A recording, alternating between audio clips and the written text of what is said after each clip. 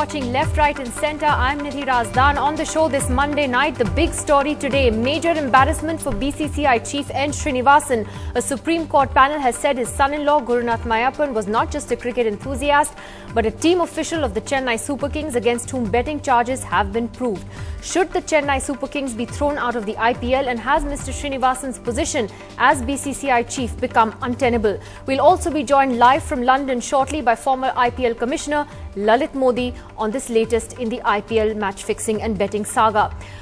Well, Gurunath Meiyappan was a team owner of the Chennai Super Kings, and that is something that a Supreme Court panel has now said today in a scathing report on betting and match fixing that the court had appointed it to look into. The panel has clearly said that the role of Gurunath Meiyappan in the Chennai Super Kings as a team official stands proved, and the allegations of betting and passing on information against Meiyappan also stand proved. It's a huge embarrassment to the BCCI chief, Mr N Srinivasan, who in fact just days earlier has had it confirmed that he'll be taking over as chairman of the ICC. His position now as BCCI chief looks increasingly untenable.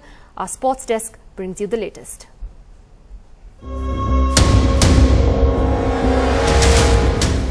The news is tightening around Gurunath Meiyappan. N Srinivasan's son-in-law has been indicted for illegal betting by the independent probe panel set up by the Supreme Court. According to the Mudgal report, Gurunath was functioning as a team owner. More importantly, the probe report, which is called Gurunath, the face of CSK, also confirmed that he was involved in illegal betting. The report, in fact, has also said that various stakeholders raised the concern of N Srinivasan having a direct conflict of interest by being BCCI president and owner of India Cements, the company that owns the Super Kings. The report on Gurunath pretty much blows to bits the defence put up by Srinivasan in May last year. He has been, of course, he has been travelling with the team, he is enthusiastic, he has been with the team, fine. The BCCI lawyers, of course, will have a thing or two to say against the findings of the report. Court proceedings will begin from the 7th of March. After all, according to the IPL's own rule book, a franchise may be terminated immediately if any owner acts in any way which has a material adverse effect upon the reputation or standing of the league. And Gurunath has been found to be an owner. So will the Super Kings be scrapped? The Cricket Association of Bihar's Secretary Aditya Verma has been fighting on the BCCI's turf against Srinivasan and his conflict of interest. And so has Mr Srinivasan's position become untenable? Joining us on the panel this evening, sports activist and lawyer Rahul Mehra is with us, Atul Vasan, former cricketer, Kishore Bhimani, former cricket writer and commentator, Chandu Bode, former Indian coach and chairman of the BCCI Selection Committee, Sharda Ugra, senior editor with ESPN Cricinfo, is here in the studio with us. But first, I'm just going to play out a small extract of an interview I did with Justice Mukul Mudgal a little earlier today on the suggestions and recommendations that have been made by his panel, in particular to deal with the problem of spot fixing and betting in cricket. Well, Justice Mukul Mudgal now joins us on NDTV to discuss that report of his on spot fixing and betting in the IPL, a very important and explosive report, many would say. Justice Mudgal, you've made a series of recommendations, and some would say, some of those are very harsh. Some of those are already in place by the BCCI and the ICC and don't seem to have worked. But you've said things like attaching a security team with IPL teams constantly, completely restricting access of visitors to players' rooms except families, only letting them use authorized cell phones by the BCCI. Are some of these measures too harsh? I would think so. It is, you see, however strict a regime you may adopt, you see, a clever person will find a way out, and you can't hone into the privacy of an individual so much. But these are measures of the BCCI, not suggested by us. And secondly, Nidhi, I want to clarify, it is not my report, it is a report of three-member committee, two very distinguished members, Mr. Nageshwar Rao and Mr. Nilay Datta are also members. And this is an interim report which is subject to objections by the parties and the decision by the Honorable Supreme Court.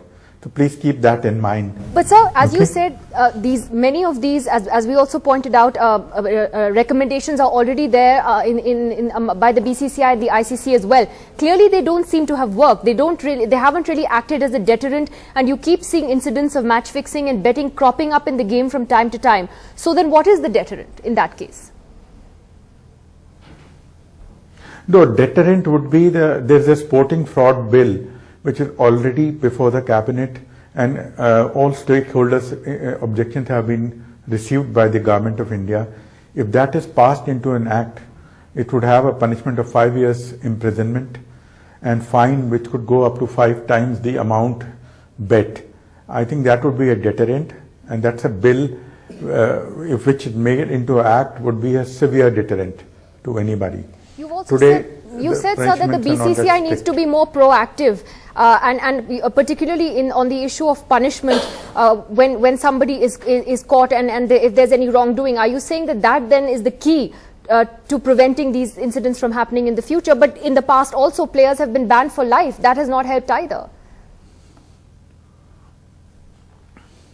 No, bans are not as much a deterrent as a criminal punishment in jail is. Imprisonment is far more deterring, to any person. Fear of jail puts the fear of life into a wrongdoer. So I think if the act comes into force, it would have a major impact. Nidhi, nothing can eliminate a wrongdoer. I mean, you see all over the prestigious football leagues of the world, like the Italian Football League. They are also top clubs of the world. Juventus were found involved in malpractices, and they were demoted from their league. What I can say is these would reduce substantially. These measures would reduce substantially such elements of players straying. But as you say, sir, right at the beginning, that you shouldn't have very strict restrictions either, yet you seem to endorse the restrictions that are at least on paper there by the Indian Cricket Board. You still believe that even though they haven't worked until now, they should be there.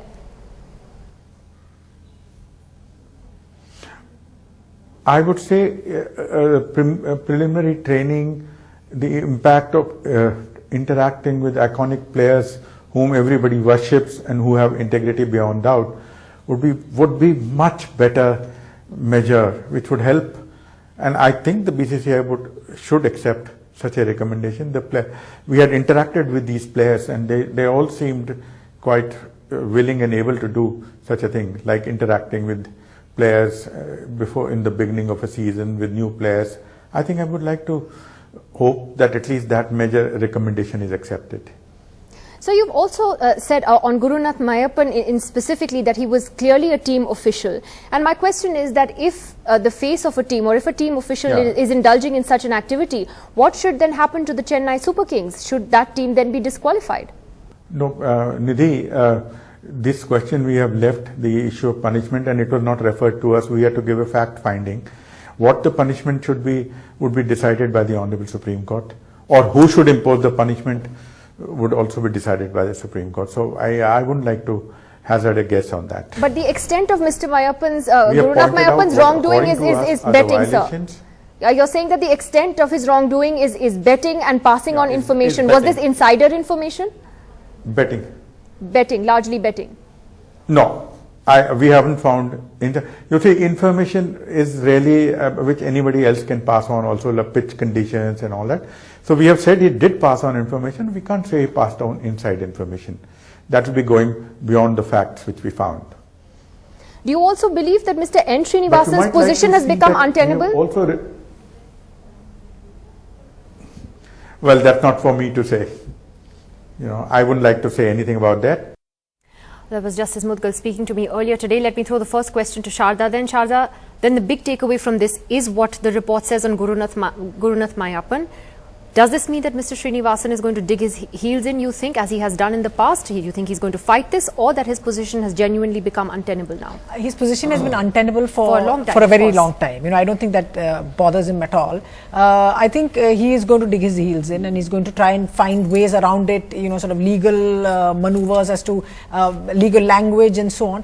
One of the things in the report that came up is that when the India Cements lawyers tried to say that, listen, it's got nothing to do with CSK and he's got nothing to do with it, and Meiyappan is enthusiast and all that. The committee actually said that we find that what you're telling us is against the facts that we have. You know, that's what they were told. And it's like this lie was made to them repeatedly by Mr. Srinivasan, by the India Cements owners, by MS Dhoni. They all said the same thing. He had nothing to do with it. He had nothing to do with it. And the facts that they have were absolutely to the contrary. Now, whether this actually carries out in court and goes to the Supreme Court and therefore they asked to terminate the franchise or take a decision, we don't know where that will go. But the point is, it's out there. It's an independent committee that has found these things. They interviewed over 100 people. Absolutely, and in complete contrast to the board's own committee that had looked into this matter. Atul Vasan, you know, is it absolutely impossible for the Chennai Super Kings to continue as part of the IPL? Do you believe that Mr. Srinivasan needs to take a moral stand on this and step down, or wait for the Supreme Court to give a final order on this?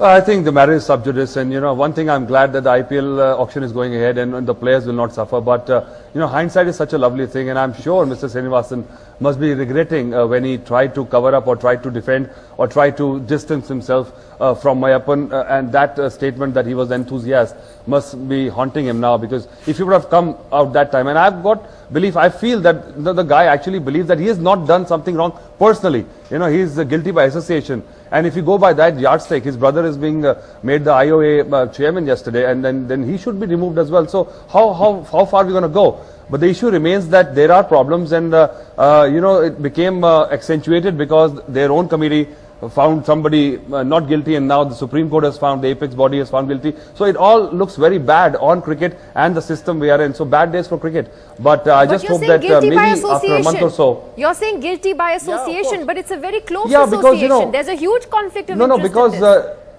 I know, no, but let me tell you, because the conflict of interest was settled there and then when the rule was amended that a stakeholder can buy a team.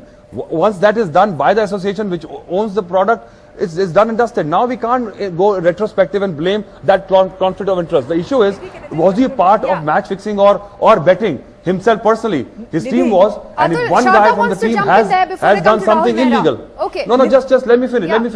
I want to say that, you know, my point is that I am not in the favor of removing the team, because that will, you know, be not justice done, because one guy, you know, was caught in the hand in the jar, and rest of them should not suffer. There should be another way to penalize the team and move forward. Nidhi, what everyone's saying that it's a sub judice. This is not a criminal court that you have to sort of decide these things. This was an administrative decision that had to be taken by the IPL Governing Council. When you found out about this association of Gurunath Meiyappan and Bindu Dara Singh and the fact that he was actually in a police lockup and he was arrested, this required administrative action. All lawyers will say this to you. And the rules clearly state should be disqualified. That if an owner is not allowed to bet, even if he's an you know, he has a UK passport like Mr. Raj Kundra says, he's not allowed to bet. It says maybe. No, it's not allowed to bet, Atul. You're not allowed to bet. Even in the English Premier League, where betting is legal in England, I know that. People don't bet. Of course. Okay, but let me take that to Rahul Mehra. Rahul Mehra, as someone who has been fighting the established system in the Indian Cricket Board for years, and you've thrown up your hands in frustration every time, Atul Vasan says N Srinivasan is guilty by association and that the team should not be removed. There should be a penalty that should be given in another way. For the misdeeds of one individual, don't punish the Chennai Super Kings. Rahul Mehra. Nidhi, it's laughable what Atul Vasan is saying. You know, he has the right to say, I have a right to disagree with what he's saying. I couldn't agree more with Sharda. I think saner voices like Sharda need to prevail. You know, people who are deep-rooted in conflict of interest like N Srinivasan, he's a man, if he has even an iota of shame, he should hang his boots now. But I doubt, you know, these are people made of skin of rhinoceros. They have a hide which is, you know, even worse than a politician's, unfortunately. So nothing is going to change. That's a cynic in me. I've fought these people for 14 years. You know, I've suffered an exile, but these guys still rule the roost. So make no mistake about it. N Srinivasan will come, flaunt himself in front of all media channels, have that smirkish smile on his face and say, hey, it's just my son-in-law. I have nothing to do with him. He wasn't even a team principal is what he wanted the sensible Indians to believe. He thinks he can fool each one of us every single time. But law will catch with him as well. It has caught up with everybody. Yes, it takes a long time in our country, unfortunately, with the kind of judicial system that we have. But I have no reasons to doubt that he shall not have his last laugh. Having said that, Nidhi, there are larger issues.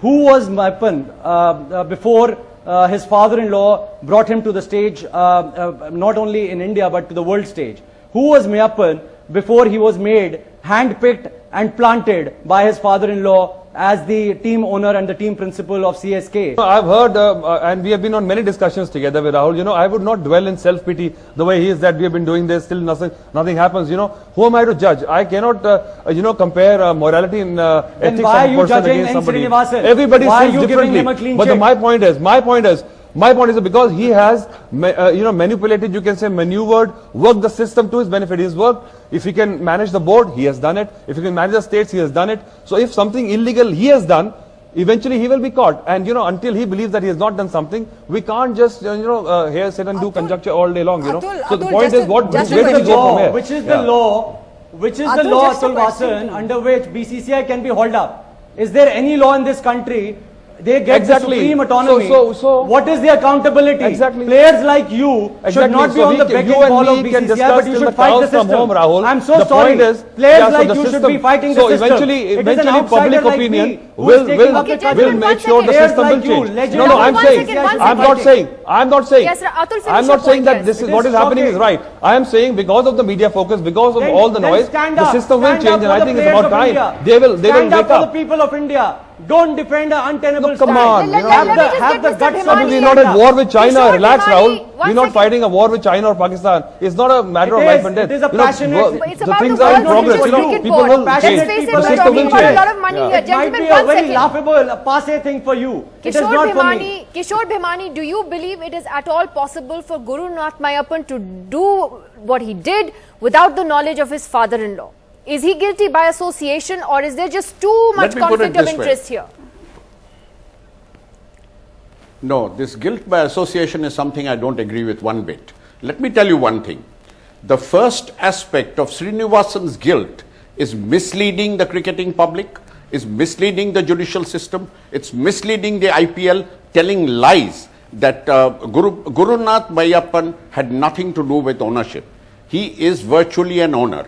A man who sits in the dugout, a man who goes to the dressing room, a man who goes to the nets and shares intimate confidences with the players, whether they have any health niggles, whether they have any psychological problems, whether they are depressed, whether they have financial problems. All this is privileged information. He knows that information and then he bets. That is the conflict of interest. And as far as Srinivasan is concerned, let's not talk about anything else except the fact that he knows very well what happened. He told a huge lie or an untruth to the rest of the country that he was just an enthusiast. That is not correct. So his guilt lies in the fact that he misled people.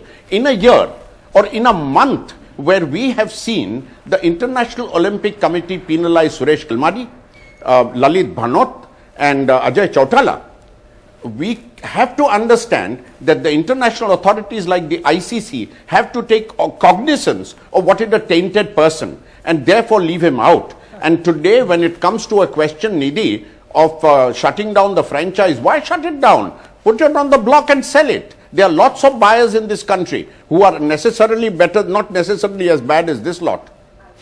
Wait, Sharda had a point to make on that. Before I come to Mr. Bode. Yeah, 1 second, Sharda.